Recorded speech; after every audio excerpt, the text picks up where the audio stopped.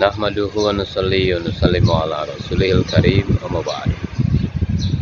Anas bin Nadar radhiyallahu anhu was a friend of the Prophet Rasulullah sallallahu alaihi wasallam who could not join the Badr war. He was very sorry and often criticized himself. This is the first big war in the history of Islam, and you cannot join. His wish was, if there is another war, I will make up for it. It turned out of the opportunity came during the Battle of Uhud. He participated as a brave warrior. At first the Muslims had won the war, however, due to oversight, the Muslims suffered defeat at the end of the war.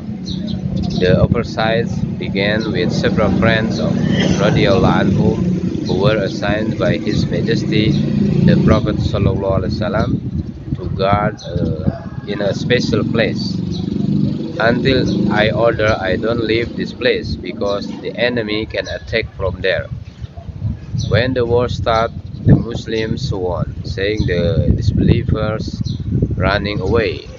The companions of radiallahu anhum who were assigned to guard the place left their place. They thought the war was over. The disbelievers had to be chased, and the loot could be collected. Actually, the leader of his congregation had forbidden and remanded the prohibition of His Majesty the Prophet ﷺ. You don't leave this place. However, they suspect that the order of the Prophet ﷺ only applies when the war takes place. They came down from there. It was then that the army in infidels who were fleeing saw the place already empty. They immediately returned and attacked the Muslim from there. This was not at all expected by the Muslims, so that they were pressured by the sudden attack and were sandwiched between two sides by the infidels. That's why they scattered here and there in a state of panic. Anas bin Nadar radhiyallahu anhu saw a friend, namely Sa'ad bin Mu'adh radhiyallahu anhu, coming from the front. Anas radhiyallahu anhu said, "Hey Sa'ad, where are you going?" "By Allah, I smell the fragrance of heaven coming from the direction of Uhud."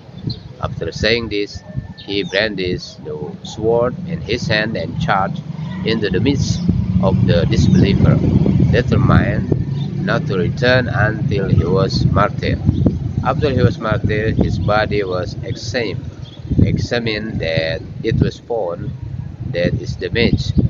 There were more than 80 wounds from sword and arrow slashes on his body.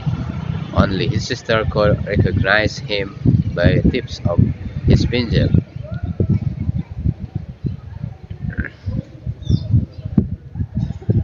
So my respect,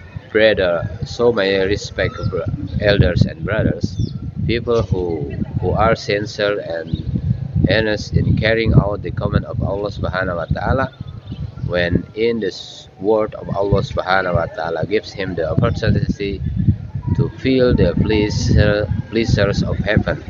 This is the story of Anas bin Nadar radhiyallahu anhu, who has smelled the fragrance of heaven while still alive. If sincerity is embedded in a person, the favors of heaven will be left in the world. Subhanallah bihamdi, subhanakallahumma wa bihamdika, asyhadu an la ilaha illa anta, astaghfiruka wa atubu ilaik.